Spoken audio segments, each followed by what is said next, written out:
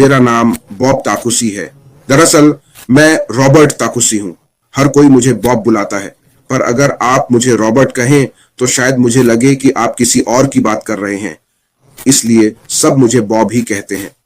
मैं वास्तव में 60 के दशक के अंत में इंग्लैंड में पैदा हुआ था, लेकिन अमेरिका आने से पहले मैं कैमरून में पला बढ़ा, तो मैं खुद को ब्रिटिश कैमरूनी अमेरिकी मानता हूं। जन्म से ब्रिटिश, दिल से कैमरूनी और चुनाव से अमेरिकी। मैंने अपनी प्राथमिक और माध्यमिक शिक्षा कैमरून में शुरू की और मेरी उच्च शिक्षा का कुछ हिस्सा भी कैमरून में हुआ। मैं याउंडे विश्वविद्यालय के कानून और अर्थशास्त्र संकाय में था, जहां मैंने लगभग अपना पहला साल पूरा किया और एक विद्रोह हुआ। कैमरून वालों को याद होगा, 1990 के आसपास याउंडे विश्वविद्यालय में एक छात्र क्रांति हुई थी। मेरे माता पिता ने कहा कि स्थिति बहुत खराब थी, कुछ छात्रों की मौत भी हो गई। मेरी छोटी बहन, जो तब ह्यूस्टन में थी, ने पिताजी को समझाया कि मुझे कैमरून छोड़ना होगा, और इस तरह मुझे कैमरून से बाहर भेज दिया गया और कानून में मेरा करियर बस खत्म हो गया। क्योंकि जब मैं अमेरिका पहुंचा तो उस रास्ते पर आगे नहीं बढ़ सका, मुझे फिर से शुरुआत करनी पड़ी। तो मैंने ह्यूस्टन कम्युनिटी कॉलेज में दाखिला लिया, जहां आसानी से मिल गया, और मैंने पहले 2 साल बैंकिंग और फाइनेंस में पढ़ाई की। फिर आईटी में स्विच किया, फीनिक्स यूनिवर्सिटी से डिग्री ली और कई सर्टिफिकेट हासिल किए। लेकिन 1988 में मैं कैम्ब्रिज टेक्नोलॉजी पार्टनर्स नाम की कंपनी के साथ आईटी इंडस्ट्री में शामिल हुआ। हमने देश भर में रैपिड एप्लीकेशन डेवलपमेंट का काम किया। यही वजह है कि मैं समझ सकता हूं कि हमारे संस्थापक मिस्टर ऐश यहां हमारे लिए क्या कर रहे हैं। लेकिन मैं कुछ अन्य फाउंडेशनों में भी काफी शामिल हूं। मैं वास्तव में कैमरून में लोगों की मदद करने वाले 2 प्रमुख संस्थानों का प्रवक्ता हूं। एक है लैम्बे डायबिटिक फाउंडेशन और दूसरा सिकारेस trans global alliance foundation. Diabetic foundation मेरे लिए खास है क्योंकि मेरे पिता मधुमेह की जटिलताओं से गुजरे। तो मेरा यह दोस्त, जब वह था, उसे भी मधुमेह से जुड़ी पारिवारिक समस्याएं थीं।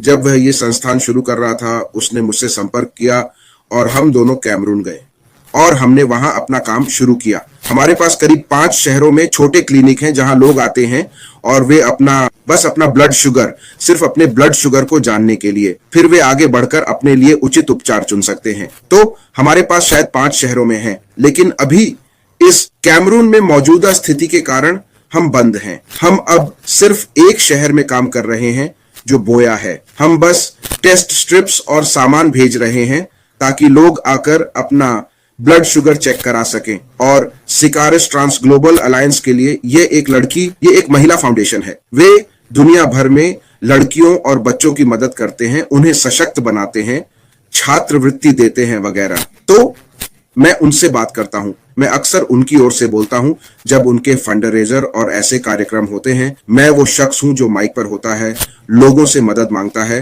क्योंकि ये काम वाकई जरूरी है। अनपैसिव में मेरा सफर काफी दिलचस्प रहा है। अगर याद हो तो वो अप्रैल के आसपास था। 26 अप्रैल 2020 को मैं अनपैसिव में शामिल हुआ, और याद हो तो वो कोविड की शुरुआत के आसपास था। कोविड अभी शुरू हुआ था और हम पहली बार घर से काम कर रहे थे। तो मैं यहां बैठा हूं, मैं सोच रहा था कि मैं खुद को कैसे बेहतर बनाऊं, क्योंकि मुझे पता था कि हम कुछ समय तक घर पर रहेंगे। तो मैं अपना एमबीए पूरा करने या कुछ सर्टिफिकेशन लेने के बारे में सोच रहा था, जो मैंने शुरू किया था पर जारी नहीं रखा। लेकिन फिर मेरा एक बहुत अच्छा दोस्त, हमारी पीढ़ीगत दोस्ती है, वह बोस्टन में रहता है। उसका नाम ऑनस्कर सेवेल है। उसने मुझे फोन किया और इस कंपनी के बारे में बता रहा था, और वह वास्तव में चाहता था कि क्योंकि वह जानता था कि मैं आईटी क्षेत्र में हूं, वह चाहता था कि मैं आकर देखूं कि क्या मैं इसे समझकर उसे समझा सकता हूं। तो जब मैं अगले दिन आया तो मैंने मीटिंग में हिस्सा लिया। मैं बिल्कुल हैरान रह गया। मुझे जो जानकारी मिली उससे मैं अचंभित हो गया। लेकिन मेरे दिमाग में कुछ था, कुछ किताबों की वजह से जो मैंने पढ़ी थी, मुझे कुछ खटका। मुझे पढ़ना बहुत पसंद है। मैं पढ़ता था, किताबें बहुत पढ़ता था, कम से कम हर महीने एक किताब। अब बच्चों और सब कुछ के साथ बस समय नहीं मिलता। लेकिन एक किताब थी जो मैंने पढ़ी, रॉबर्ट कियोसाकी द्वारा लिखी, इस किताब में कियोसाकी समझा रहे हैं, इसका नाम है रिच डैड पुअर डैड। मुझे लगता है कि हम सब ने इस किताब के बारे में सुना है। कियोसाकी बता रहे हैं कि 300 साल पहले धन कैसे तय होता था। उन्होंने कहा, पहले धन उनका था जिनके पास जमीन थी, समझे। 18वीं सदी में जमीन के मालिक ही धनवान थे, कियोसाकी कहते हैं, और अगली सदी में यह कारखानों के मालिकों के पास था। औद्योगिक क्रांति याद है, कारखानों और उद्योगों के मालिक ही धन के मालिक थे। पर कियोसाकी कहते हैं इस 21वीं सदी में धनी वे होंगे जिनके पास जानकारी होगी, और वह जानकारी प्रकाश की गति से आपके पास आएगी। पलक झपकाई और आप चूक गए। वे कहते हैं कुछ करोड़पति बनेंगे और कुछ पीछे रह जाएंगे। जब मैं अनपैसिव सुनता हूं तो ये विचार मेरे मन में आते हैं, क्या कियोसाकी यही कह रहे थे? फिर अशरफ फराह आते हैं और पूछते हैं, जानकारी क्या है? जानकारी डेटा है। अब हम एक डेटा संचालित समाज हैं। कृत्रिम बुद्धिमत्ता सब डेटा है जिसे एकत्र, विश्लेषित और अध्ययन किया जाता है। तो डेटा महत्वपूर्ण है।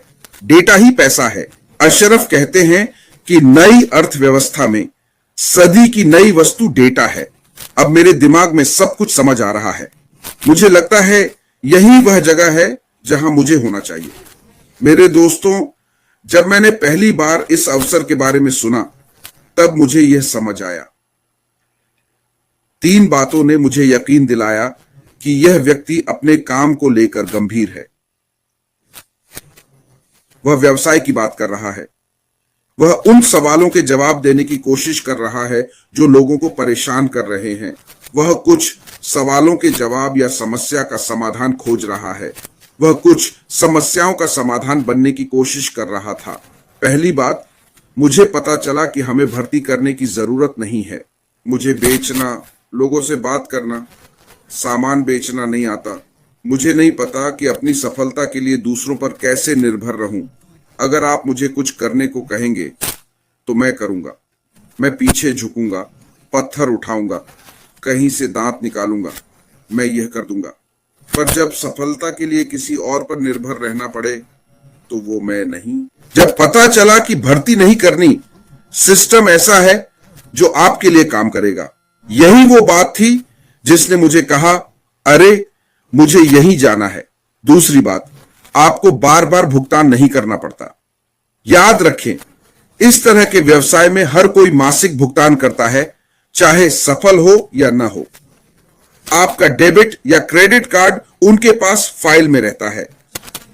वे हर महीने शुल्क लेते हैं, चाहे आप कमाई करें या ना करें। वह कह रहा है कि आप सिर्फ एक बार भुगतान करेंगे। उसके बाद सिस्टम आपकी कमाई से ही अपना भुगतान करेगा। आपको कभी भी अपनी जेब से पैसे निकालकर सिस्टम को नहीं देने होंगे।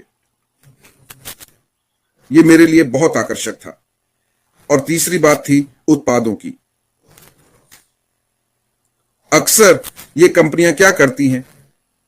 वे कोई स्कीम या आइडिया बेचकर पैसे कमाती हैं और कुछ सालों बाद वे गायब हो जाती हैं। हमारे पास अपने खुद के उत्पाद हैं। अनपैसिव क्रांतिकारी उत्पादों का सूट बना रहा है जो इंटरनेट को बदल देंगे। हमारे पास अपने खुद के उत्पाद हैं। हम एकमुश्त भुगतान करेंगे, फिर आपको खुद को मारने की जरूरत नहीं। पर अगर आप चाहें तो ठीक है, हम कह रहे हैं, विकल्प आपका है। अगर आप लोगों से बात करके पहले से बिजनेस शुरू करना चाहते हैं तो बढ़िया, पर अगर नहीं तो सिस्टम आपके लिए वादा किया काम करेगा। यह मुझे बहुत आकर्षक लगा। और मानो एक आईटी वाले के तौर पर भी मैं बाहर आकर अपनी आवाज में जोर से चिल्लाऊंगा उन लोगों के लिए जो सुनना और विश्वास करना चाहते हैं, क्योंकि यह एक बार मिलने वाला मौका है जिसे खो देने पर फिर कभी नहीं मिलेगा। हमने लोगों को समझाना शुरू किया। हमने अपने विजेता बनाए। मैं, मेरा भाई ओलिवर फोंटे और कुछ अन्य लोग, मासीन, मेरी छोटी बहन और छोटा भाई। हमने ओविनाश बनाया जो एक रात 9 बजे का वेबिनार था। उनके लिए जो काम से लौटते थे। हम समझाते थे, एक छोटा परिवार मंच बनाया, जब तक कि वह बंद नहीं हुआ, फिर हीरोज में चले गए।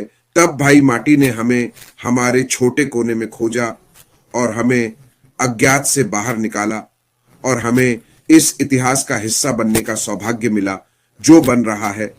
साथ ही ऑल पैसिव के साथ क्या हो रहा है उसकी प्रक्रिया समझाना। मुझे बहुत विश्वास है। मैं व्यक्तिगत और पेशेवर रूप से बहुत संतुष्ट हूं। मैंने बहुत कुछ सीखा है।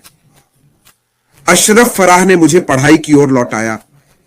मैंने अपनी मास्टर्स डिग्री यानी एमबीए जारी नहीं रखा जो मैं आगे बढ़ाने वाला था। मेरे कुछ सर्टिफिकेट समाप्त हो गए हैं, लेकिन मैंने पिछले 4 साल में, मैं आपको बता सकता हूं कि मैंने जो ज्ञान हासिल किया है वो 2 पीएचडी से ज्यादा है जो मैंने अशरफ फराह और ऑन पैसिव से सीखा है, और जो पेशेवर अनुभव मैंने सीधे और परोक्ष रूप से अपने भाइयों, ओटेक प्रो साथियों और आप सभी के साथ काम करके प्राप्त किया है। भाई मार्टी, क्रिस, सभी से सीखा, माइक एलिस, रेड रेडफिन और उन सभी से जो इस अवसर को सामने लाए हैं। यह एक विशाल उपक्रम है और मैं कह सकता हूं कि मेरे पास ऑन पैसिव में पीएचडी है, इसलिए मैं बहुत उत्साहित हूं कि हम कहां हैं और कहां जा रहे हैं। मैं आपको बता सकता हूं कि अभी हम उस मुकाम तक पहुंच गए हैं। निष्क्रिय से अब वास्तविकता की ओर मुड़ रहे हैं। हम उस मोड़ पर पहुंच गए हैं जहां हम वास्तविकता की ओर बढ़ रहे हैं, और इसका कारण है कि अशरफ फराह ने कभी हार नहीं मानी। उन्होंने कभी हार नहीं मानी। मैं 20वीं सदी के महान वक्ता सर विंस्टन चर्चिल को उद्धृत करूंगा। उन्होंने कहा, सबक है कभी हार न मानना, और उन्होंने इसे 4 बार दोहराया। कभी हार मत मानो, कभी किसी चीज में हार न माने, चाहे वह बड़ी हो या छोटी, सिवाय सम्मान और विवेक के अपने विश्वासों के। कभी हार न माने, कभी हार न माने, सिवाय सम्मान और विवेक के अपने विश्वासों के। यह कहते हैं सर चर्चिल। अशरफ फराह ने कभी हार नहीं मानी और न ही हमने। तो मैं हमें अग्रिम बधाई देता हूं, क्योंकि हम उस वक्र को मोड़ रहे हैं। जैसे ही श्री यश लौटकर हमारा ओएस वापस लाएंगे, हम जानते हैं कि हम अब तेज गति से आगे बढ़ेंगे और कोई हमें नहीं रोक सकता। उन्होंने बताया कि हमारी नई अर्थव्यवस्था कैसी होगी। यह एक अलग खेल है। हम साथ मिलकर एक बड़ा परिवार बनाएंगे और फिर दुनिया में जाकर वही करेंगे जो अगर हम मिस्टर ऐश से पूछें तो वह कहेंगे आगे बढ़ाना। यही मैं करूंगा जब सब कुछ हो जाए और ऑन पैसिव हमें वह दे जो उसने वादा किया है। तब मैं सिर्फ कुछ संस्थाओं का प्रवक्ता नहीं, बल्कि अपना लक्ष्य पा सकूंगा। मैं जान सकूंगा कि मैं कौन हूं, मेरा मूल्य क्या है, मैं यहां क्यों हूं, मेरा उद्देश्य क्या है। क्योंकि अशरफ फराह और ऑन पैसिव ने मुझे वह मौका और मंच दिया है जहां मैं अपना खुद का फाउंडेशन बना सकूं, जहां मैं दुनिया भर में सद्भावना का राजदूत बनूंगा। मुझे लगता है कि यही मेरा इस धरती पर मिशन है, और यह सिर्फ अशरफ फराह की वजह से संभव हुआ है।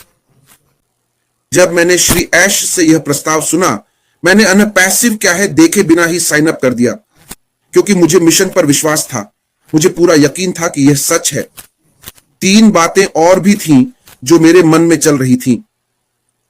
पहला, यह अवधारणा अनोखी है। दुनिया में अनपैसिव जैसा कुछ नहीं है जो हम जानते हैं।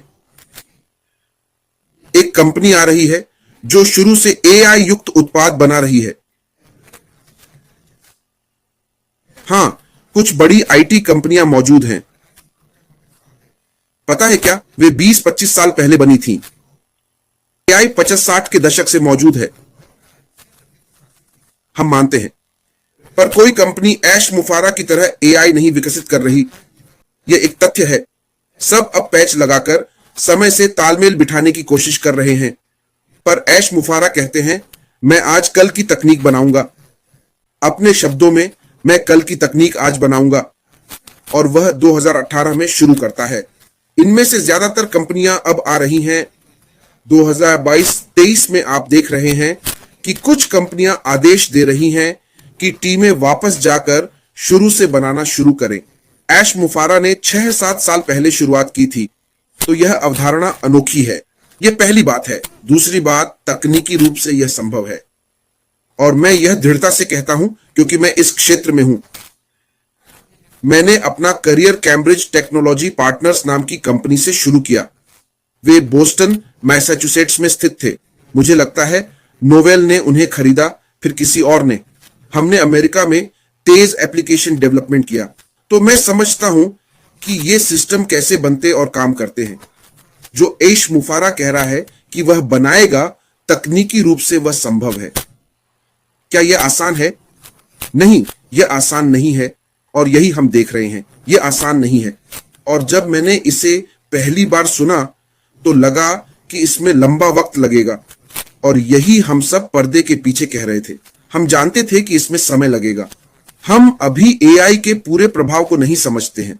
तो कुछ चुनौतियां होने वाली थीं। वो आ रहा है। आप एक एकीकृत सिस्टम बना रहे हैं। कई एप्स एक जगह पर जुड़ रहे हैं। सिर्फ डिजिटल इंटीग्रेशन हब बनाना ही एक अलग कहानी है।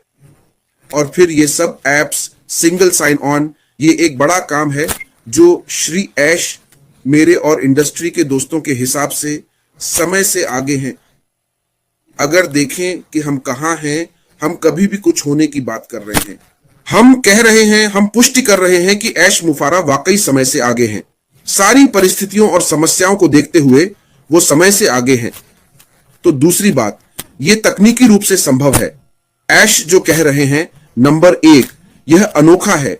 ऐसा कुछ नहीं है जो ऑन पैसिव जैसा हो, जो हम जानते हो। मुझे चुनौती दें, मैं कहूंगा नहीं, ऑन पैसिव जैसी कोई प्रणाली नहीं आ रही। और तीसरा, लागत क्या थी? यह वास्तव में कितना खर्चीला था? तो ये सब जानते हुए कि मुझे किसी को भर्ती नहीं करना है, यह जानते हुए कि मैं सिर्फ एक बार भुगतान करूंगा, यह जानते हुए कि उत्पाद मौजूद है, वे वास्तविक उत्पाद हैं जो श्री ऐश द्वारा विकसित किए जा रहे हैं। ऐश, मैंने कहा, ठीक है, मैं अपनी भूमिका निभाऊंगा। मैं अपनी भूमिका निभाऊंगा। मुझे इस अवसर को ज्यादा से ज्यादा लोगों तक पहुंचाकर अपनी भूमिका निभानी है। मैं मूल रूप से अफ्रीकी हूं। तो मेरी सोच थी, मैं कैसे मदद करूं, मैं कैसे सशक्त करूं, मैं यह संदेश पहले अपने अफ्रीकी समुदायों तक कैसे पहुंचाऊं। क्योंकि हमने देखा कि हम दुनिया भर में अपने घरों और कार्यालयों में बैठे थे। हमने फेसबुक नाम की कोई चीज देखी, हम उसमें कूद पड़े, हमने उसका इस्तेमाल शुरू कर दिया। उससे पहले गूगल था, हम गूगल में कूद पड़े, हमने गूगल का इस्तेमाल शुरू कर दिया। उससे पहले अमेजन और फिर जूम था, हमने बस उन्हें देखा। वे आए और हम अफ्रीकियों से बात की, उसमें हमारा कोई हिस्सा नहीं था। फिर ऐश मुफरे आते हैं और हमें इस क्रांतिकारी नवाचार का हिस्सा बनने का मौका देते हैं। मैंने कहा कि मैं किसी भी व्यक्तिगत या पेशेवर नुकसान की परवाह किए बिना अपने आराम क्षेत्र से बाहर निकलूंगा। कह सकता हूं, इतिहास, जिसे सबसे महत्वपूर्ण इंसान मानता है जो कभी इस धरती पर आया, उसके प्रभाव की भयावहता के आधार पर जो निष्क्रिय होने वाला है, न सिर्फ उसके उत्पादों के उपयोगकर्ताओं के लिए, बल्कि हम सबके लिए भी, आप और मैं, पूरी मानवता के लिए, हमारे लिए, मानव जाति के लिए। यह कहकर मैं उत्साहित हूं और अगली चाल की प्रतीक्षा कर रहा हूं। ध्यान केंद्रित रखें, तैयार रहें, क्योंकि हम ठीक हैं। जैसे मेरे भाई ऑलिवर फोर्ड्स हैं, मैं इसे आपको भाई क्रिस और मैरी को वापस भेजता हूं।